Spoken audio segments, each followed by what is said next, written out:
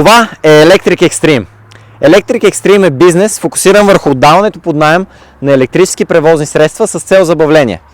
И това, което гледате вие, е поредица, която реших да запиша за това как развивам целият бизнес. Сега ще ви разкажа малко повече за това, защо реших да направя тази поредица. Ще отговоря на някои често задавани въпроси и ще има възможност вие да зададете своите въпроси, за да ви отговоря на вас. Така, започвам с първия и най-очеизбиващ въпрос. Защо по дяволите ще си записваш как развиваш един бизнес, при положение, че това може да ти даде ноу-хауа на други хора, които също да правят този бизнес? Не те ли е страх, че някой ще ти открадне бизнеса? Или по-скоро идеята за бизнес?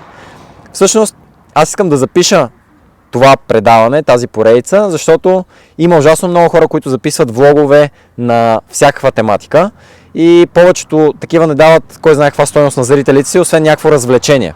Идеята на тази поредица, освен развлечение, да ви дава и някакво полезно знание за това как се прави или не се прави бизнес, понеже Electric Extreme е стартиращ бизнес, не знаем дали ще е успешен, имам цялото желание да го направя успешен бизнес и заедно с мен вие ще минете през този процес и трудности, през които ще минем за създаването на един такъв бизнес. Така че не ме е страх, че някой ще ми открадне бизнеса. Всичко, което проектирам тук в този обект, който правим в момента, е така направено, че да бъде направен като франчайз, защото на един човек, който иска да прави такъв бизнес, ще му бъде много по-добре да прави този бизнес, да използва нашите отстъпки, да използва нашето име, нашите клиенти и така с летящ старт да тръгне, както се казва. Не ме е страх, че някой ще ми открадне бизнеса. Дори ще се радвам някой да го открадне, ще му дам цялото ноу-хау и ще се радвам да работим заедно, защото ние вече сме доста напред. Имаме мотори за този сезон, нещо, което мисля, че никой друг няма да успее да организира за 2021 година, защото доставките в целия свят се бавят, така че имаме всички шансове да поставим началото на една успешна франчайз верига. Така, втората причина, поради която искам да направя това реалити, очевидно е за да го популяризирам самия бизнес, както пред клиентите, хората, които ще дойдат и ще карат тук мотори, така и пред хората, които са потенциални купувачи на нашата франчайз верига. Така че това е втората причина. Третата причина, която не е толкова очевидна, е, че в бизнеса ми има инвеститори, които искам да държа в течение с това какво се случва в самия бизнес и те самите да могат да се поинтересуват, не индивидуално. Аз звъня на всеки индивидуално, за да му разкажа, но все пак е хубаво да могат и да се докоснат до бизнеса. Мисля, че това ще е интересно не само за хората, които са инвеститори, но и за хората, които просто се интересуват от бизнес или се интересуват от мотори. Четвърта причина, защо реших да запиша това предаване. Истината е, че това не е моята единствена дейност. Тези от вас, които ме познават, знаят, че моята основна професия е друга. Аз съм финансов консултант. И дали този бизнес ще проработи или не, няма да се отрази толкова пряко върху моите финанси, защото ако този бизнес фалира, това може би ще повлияе с 5% на моето благосъстояние, което ме кара да направя това предаване, за да мога да поставя малко повече натиск върху себе си. Говорим, ако трябва да върна парите на инвеститорите, направил съм бизнеса с чужди пари, не с мои пари, ще поговорим и за това, защо съм го направил това.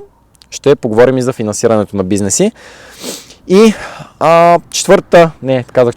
петата причина, поради която реших да запиша това предаване, искам да го оставя като една поредица за всички бъдещи предприемачи. Дали това ще бъде един огромен провал или ще бъде един огромен успех, мисля, че ще бъде полезно за хората, които искат да се занимават с бизнес и ще е интересно дори на хора, които са инвеститори, чуят се дали да инвестират в някой бизнес, ще могат да видят определени черти на самия бизнес, които му позволяват или пък го спират да стане успешен.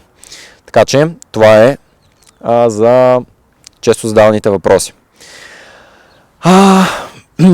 Така, друго, което ще ви разкажа за поредицата. Идеята на тази поредица е да се сблъскате отблизо с правенето на този бизнес.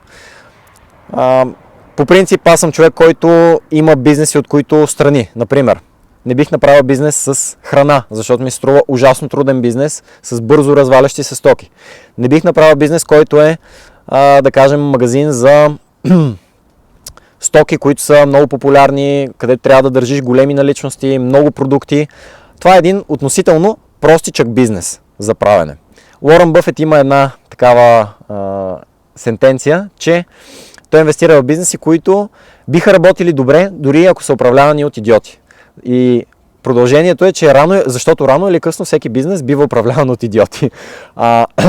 Не наричам себе си така, не наричам хората, които ще правят такъв бизнес по този начин, но колкото по-прост е един бизнес модел за изпълнение, колкото по-предвидими резултати дава, толкова по-сигурен може да бъде един човек, било то собственик или инвеститор, в успеха на този бизнес. Така че нашия бизнес е относително простичък, защото имаме на първо време електрически мотори, които даваме под наем. Ще ви разкажа малко повече за самия бизнес.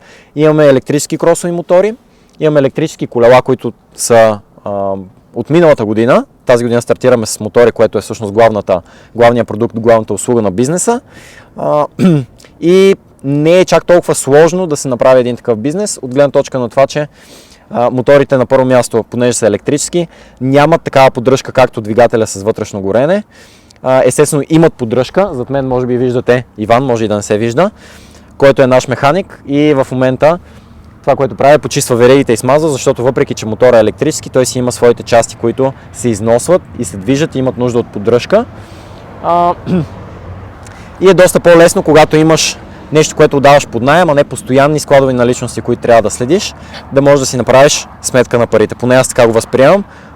Не са ти нужни сложни софтуери. В днешно време всеки един, който прави бизнес, свързан, да кажем, хранителен магазин или нещо, което изисква големи складови наличности, той разчита на софтуер. Тук не разчитаме толкова много на софтуер, разчитаме на живата сила, разчитаме на рекламата от уста на уста и впечатленията, които оставяме в клиентите, и върху теорията за синия океан. Тези от вас, които не са запознати с теорията за син и за червен океан, могат да прочетат една много интересна книга, в която се разказва за това, че има два вида пазари. Едни са червени, кървави пазари, червени океани, в които това е като едно поле с...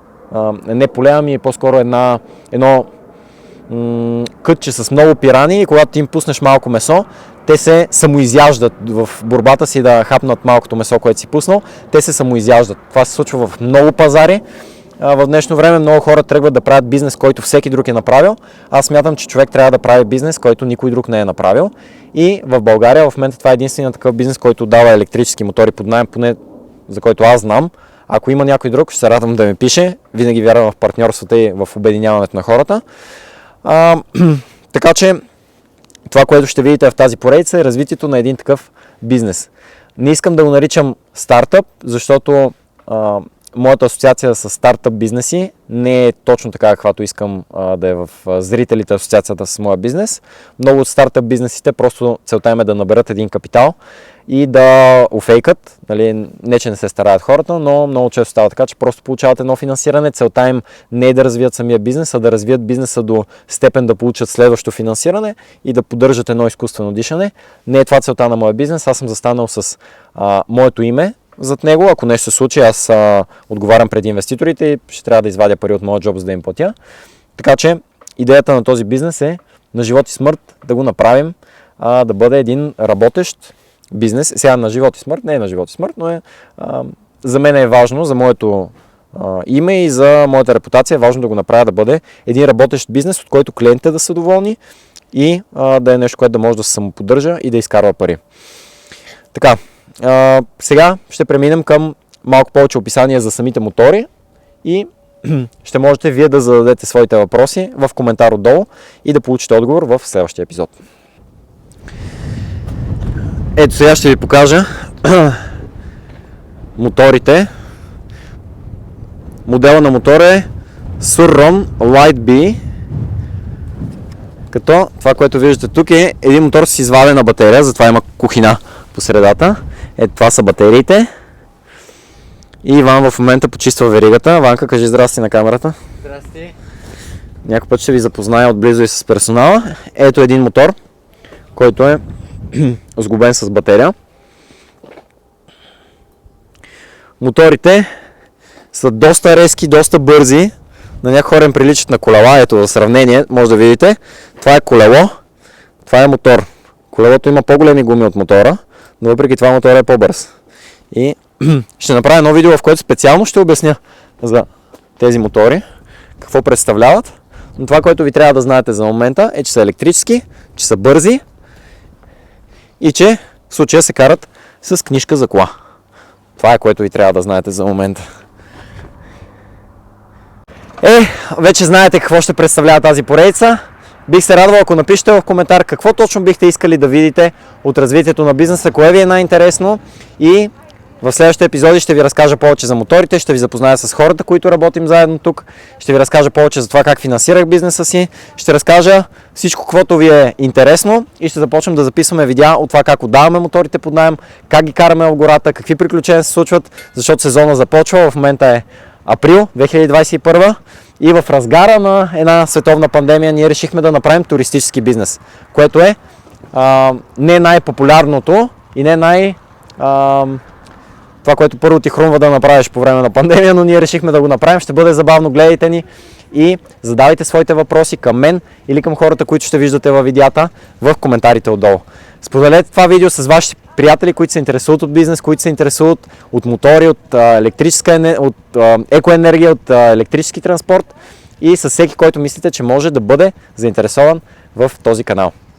Желая ви успешен ден, успех в бизнеса, ако имате бизнес, и ще се виждаме скоро в канала на Electric Extreme в YouTube.